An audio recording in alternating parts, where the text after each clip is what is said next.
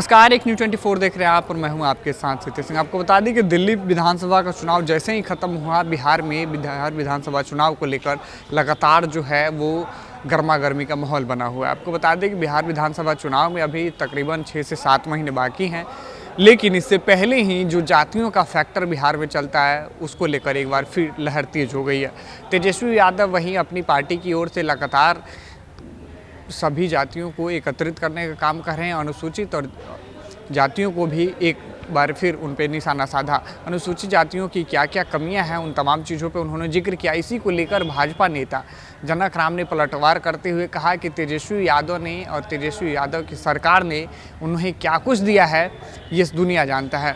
उनके पिताजी का अगर बस उनके पिताजी चरवाहे स्कूल बना रहे थे, लेकिन आज एनडीए की सरकार ने सभी को शिक्षित करने का काम करी है। पठन पाठन के साथ ही उन्हें पोशाक राशि भी दे रही है। तो आपने देखा कि किस तरीके से जनक राम ने तेजस्वी यादव पे पलटवार किया और जातियों को लेकर खासकर हमला किया। खासकर अगर बातचीत करें तो शिक्षा व्यवस्था को लेकर, बिहार में बदलती हालात को लेकर, रोजगार को लेकर, इन तमाम चीज़ों पर इन्होंने प्रकाश डाला और महागठबंधन को कहीं ना कहीं मुंह तोड़ जवाब दिया।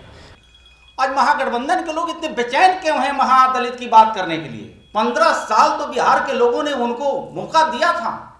ये बिहार के दलित उनसे जानना चाहता है कि आपने 15 साल में बताएंगे, आपके पुत्र श्री तेजस्वी यादव जी बताएंगे कि आपने दलितों के लिए क्या किया। आपके ही पिताजी थे 90 में अनुसूचित जाति जनजाति के लिए छात्रवृत्ति रोकने का काम किया। आप ही के माता पिता का शासन था कि पटना के धरती पर शिल्पी कांड हुआ करता था। श्री तेजस्वी यादव जी, आप ही की माता पिता की सरकार थी कि बिहार में जी किसनैया जैसे आईएएस को भी निर्मम हत्या कर दी जाती। आप ही की सरकार थी, बीबी विश्वास, चंपा विश्वास, कि आपकी सरकार न्याय नहीं दिला सकती थी। आप दलितों की बात करें। मुझे लगता है कि इस पर राजनीति करना छोड़ देना चाहिए श्री तेजस्वी यादव जी को। अब बिहार के दलितों ने अपने दिन दशा कैसे बदलेगा, लोकतांत्रिक मर्यादा को पालन करते हुए हमको किस दल के साथ रहना है, ये बिहार के दलितों ने भली भांति जानता और समझता है। राज्य के मुखिया आदरणीय नीतीश कुमार जी, देश का नेता नरेंद्र मोदी जी के नेतृत्व में मजबूत हुआ है कमजोर वर्ग के लोग। जिसको खाने का अन्न नहीं था उसको रोटी का इंतजाम ये सरकार ने किया है। चलने का सड़क नहीं हुआ करता था दलितों के बस्ती में, ये सरकार ने, केंद्रीय और राज्य सरकार ने सड़क की व्यवस्था किया। जिनको रहने का घर नहीं था, यह सरकार ने घर देकर के उनको सुनिश्चित किया। जिनके बच्चे श्री तेजस्वी यादव जी खुद नहीं पढ़ पाए, उनके पिताजी का कंसेप्ट था, सोच था चरवाहा विद्यालय का, तो उनके पुत्र जितना पढ़ना था चरवाहा विद्यालय का शिक्षा अर्जित किया।